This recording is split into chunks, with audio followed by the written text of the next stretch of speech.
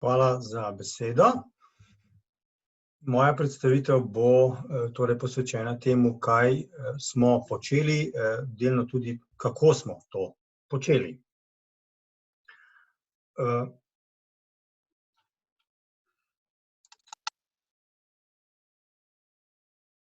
Takole.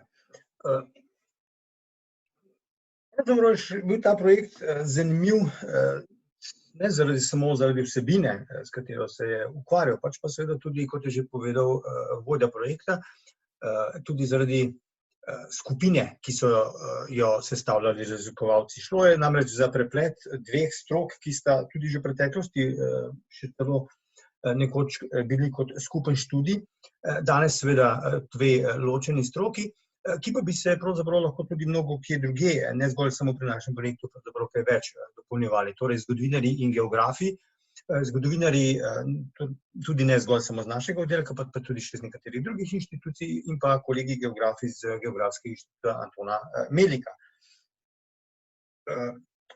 Proizvedli smo najrazličnejše rezultate, ki so seveda lahko nastali zgolj iz skupnega dela teh dveh strok. Zgodovinarji često, ali pa morda zaradi tega, ker se ne ukvarjamo toliko s takšnimi temami, niti nimamo stika z geografi in vpogledov neke zemljevide, kar je recimo potrebna stvar, potreben predmet, kadar želimo imeti vpogled v neko stvar, kako je to pač izgledalo v nekem prostoru, neko dogajanje. Tokrat pa je seveda zaradi teme to bilo pač nujno oziroma sploh edina prava možnost.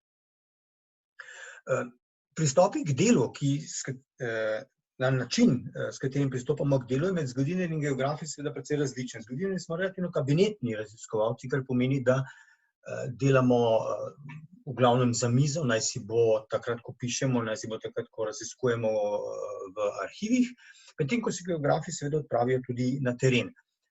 Tokrat pa smo se seveda tudi zgodovinarji morali odpraviti na teren, zato da smo uspeli v zvezi s tem projektom pridobiti vsebine, informacije, ki so bile za njegovo izvedbo neobhodno potrebne.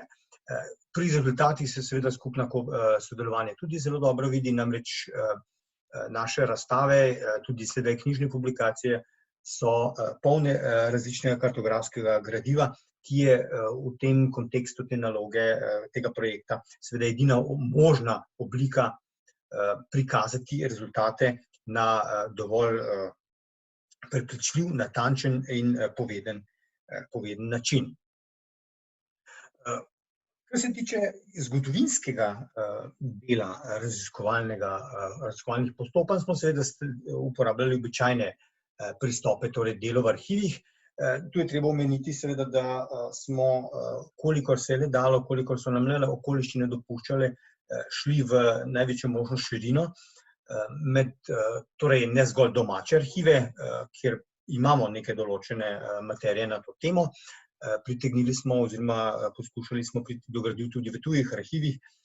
Tu smo pomemben prispevek naredili predvsem v arhivu Ministrstva za zunanje zadeve Nemčije v Berlinu in pa v Hrvatskem državnem arhivu v Zagrebu, kjer smo dobili tudi nekaj uporabnega gradiva in pa seveda tudi gradivo iz madžarskih arhivov v Budimpešti, Rahu, manko imamo tu v zvezi z arhivi iz Italije. Opozoriti moram pravzaprav še na en manko, to je manko dostopa do arhivskega gradiva vojnega arhiva v Beogradu, namreč gre za specifičen arhiv, ki ni samostojna arhivska institucija, pač pa je del Ministrstva za obrambo Republike Srbije, kar seveda povzroča silne težave v zvezi z možnostjo dostopa do tega gradiva. Delo na terenu vidimo recimo tule prikazano na nekaj slikah, recimo podali smo se tudi v Visokogorje, kjer je potekala sicer že predtem Rapalska meja, ki pa je potem v času druge svetovne vojne postala meja med Nemčijo in Italijo, ali pa tule leva slika, slikano v okolici Ljubljane, na novi nemško-italijanski meji in seveda še neke druge stvari na terenu, kot je recimo pogovor ali pa primer pogovora, kot je na tejle sliki tukaj spodaj. Na terenu smo informacije zbirali na različne načine. Pustimo zdaj kartografski del dela na terenu, torej iskanje lokacij, kje so meje na terenu potekale. Tole, kar imamo tule prikazano, seveda gre za en drug vidik. Gre za zbiranje spominov. Ti so postali en pomembnih segmentov v našem raziskovalnem delu, kajti pravzaprav smo bili presenečeni, koliko tega spomina je še med ljudmi, ne glede na to, ali gre za tiste, ki so to neposredno osebno sami doživljali, kot so recimo tule leva slika, gospod, ki se spominja kot majhen mulc, kot je rekel, kako so bili Italijani v njihovi hiši bunkeri in tako naprej v Kostanjevici, ali pa desno, na desni sliki, ko gre za sogovornika, ki je seveda mlajši, ki vojne ni doživel, čeprav je rojen v sami vojni, vendar pa vojne ni doživel, ampak je seveda travmatične zgodbe iz vojnega časa podoživljal v povojni čas. Intervjuji so bili lahko dogovorjeni, kar pomeni, da smo se vnaprej dogovorili z nekim posameznikom, za katerega smo izvedeli ali že prej vedeli, da bi lahko bil pomemben vir. Ti pogovori so običajno potem potekali pri tem sogovorniku na domu. Lahko pa smo seveda do sogovornika prišli tudi s pomočjo kakega sogovornika, ki nam je omenil še koga tretjega, ki bi bil zanimiv, ali pa s pomočjo nekega informatorja. Druga oblika so bili recimo pogovori na terenu, ko smo pač hodili po terenu, se že s kom pogovarjali, pa mimogrede koga srečali in beseda je dala besedo in zopet smo bili priča, kako je privrelo iz ljudi, kako so privrele iz ljudi različne zgodbe povezane s prostorom in s časom, ki nas je zanimal.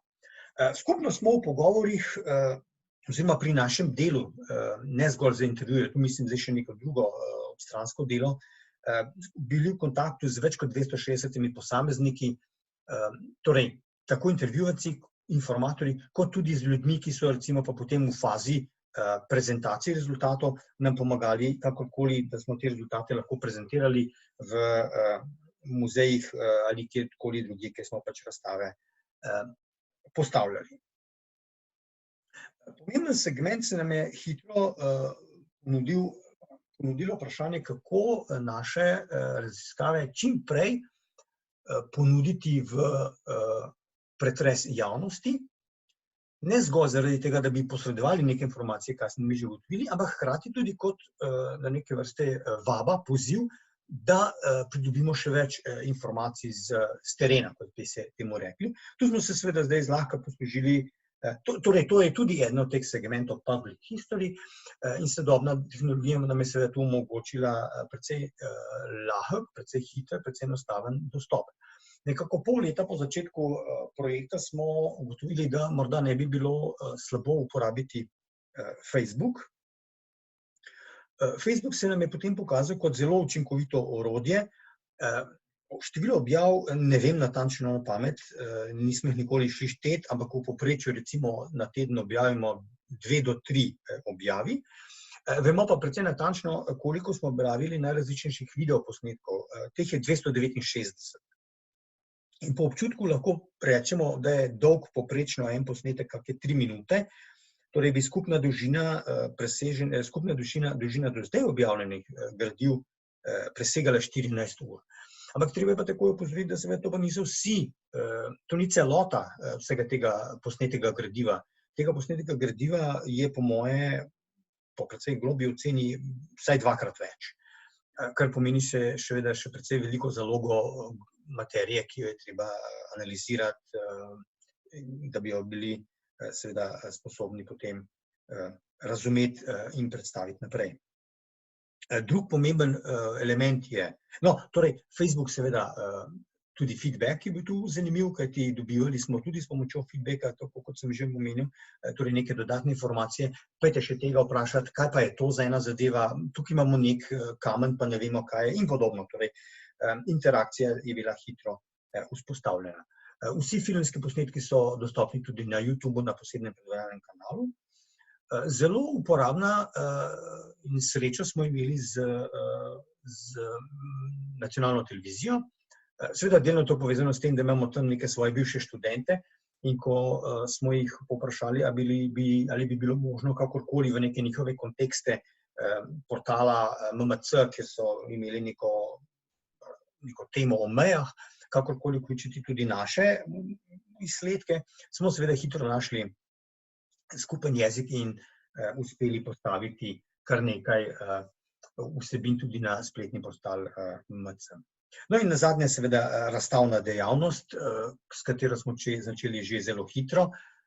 Seveda tu je nekaj predzgodbe, ki je še starejša od samega projekta, ampak približno po letu dni od začetka izvajanja projekta smo v aprilu 2018 že postavili prvo razstavo v Rogaški Slatini. Sledilo je še 5 drugih razstav, tako da je zdaj torej postavljenih 6 razstav, poleg Rogaške Slatine še lokalne razstave o Idriji in Žireh, o Beli krajini, o Ljubljani in o Dolenjski in pa vseslovenska razstava, ki jo je gospod dekan omenil na začetku. Kot rečeno, 7. razstava o Prekmurju je tako rekoč pripravljena za ogled, seveda v pokoronskih časih. No, razstave so seveda uporabna stvar, ukolikor jih ponudimo dovolj širokemu spektru, dovolj velikemu številu gledalcev na ogled. Tu smo skušali biti kolikor se le da aktivni, tako da smo dosedanje razstave postavili že na 30 lokacijah, pri čemer seveda se moramo zahvaliti različnim muzejem, kulturnim centrom in knjižnicam, ki so bili pripravljeni gostiti našo razstavo. Nekaj lokacij še dogovorjenih, ampak podobno kot Prekmurje moramo počakati, da tale zapora z virusom mine.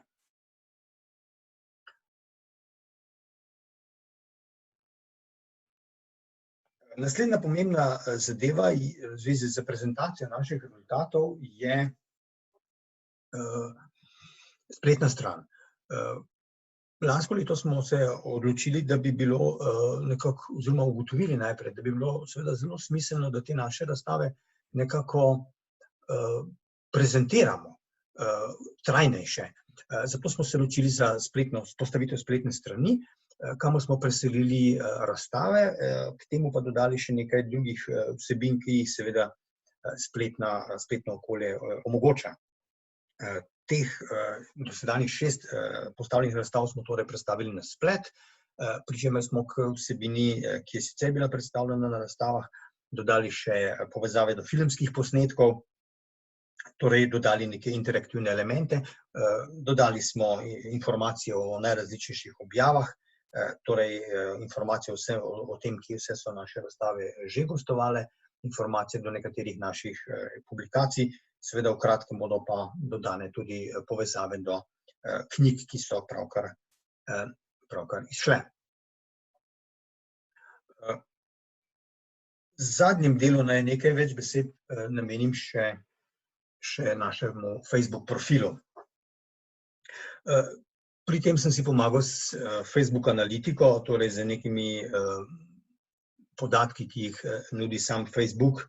Že v samem začetku je seveda treba povedati, da je treba biti pri interpretaciji teh rezultatov relativno previden, mogoče malce več pobrskati po informacijah v zvezi s to analitiko, zato da ne sprejmeš nekih sklepov, ki bi bili preuranjeni in seveda iz tega razloga morda popolnoma zgrešeni. Facebook profil smo torej odprli konec decembra, tik pred Silvestrovim leta 2017 in do včerajšnjega datuma imamo zabeleženih 1659 sledilcev, to so torej osebe, ki so neposredno povezane, bi rekli, z nami na ta način, da seveda sledijo našim objavam v tem smislu, da kadarkoli je objavljeno, so oni v tem takoj obveščeni. Niso pa seveda to vsi obiskovalci, namreč na Facebooku imate tudi obiskovalci, ki pač niso naši sledilci. Facebook analitika omogoča še nekaj drugih podatkov, nekaj drugih prikazov, pa si nekaj pogledamo, recimo spolna struktura naših sledilcev. Kot vidimo, je med našimi sledilci okoli 40% žensk in pri nekako 60% moških, prevladujoča starostne skupine. Se tudi da razbrati iz tega grafa, kot vidimo, je pri ženskah starostna skupina od 25 do 34 in od 35 do 44 enako številčno zastopana, pri moških je ona druga malenkost bolj zastopana kot tista mlajša. V obeh primerih pa je precej zastopana seveda tudi starostna skupina starejših od 65 let, to pa so tisti, ki so bili recimo rojeni neposredno po vojni in so bili njihovi starši kakorkoli povezani ali pa povezani z dogodki, ki so nas zanimali, ali pa je seveda to povezano z njihovim prostim časom, ki ga imajo in seveda ga želijo z nečim zapolniti. No, spodnji del te tabele, ki jo vidite, pa recimo kaže še neko geografsko razporeditev naših sledilcev. Vsaj tale v zvezi z državami nekako sledi, čeprav morda je kdo tudi ustvaril kakšen fake račun, pa se predstavlja, da je od nekod drugod, kot je v resnici, ampak v glavnem seveda večina naših sledilcev je iz Slovenije. Tale slovenska razporeditev, prostorska, srednji stolpec pa je seveda malce bolj vprašljiv, ker je tukaj bolj vprašanje, kako Facebook razume našo geografsko razdelitev. Zagotovo pa velja, da je, to se pa da razbrati iz tega, da je večina ljudi, ki našemu projektu sledijo, je nekako povezana s prostorom, kjer smo bili fizično prisotni oziroma kjer so meje bile. Zato je seveda tudi tukaj veliko Bele krajine, Dolenjske, pa Rogaške Slatine in Idrije recimo.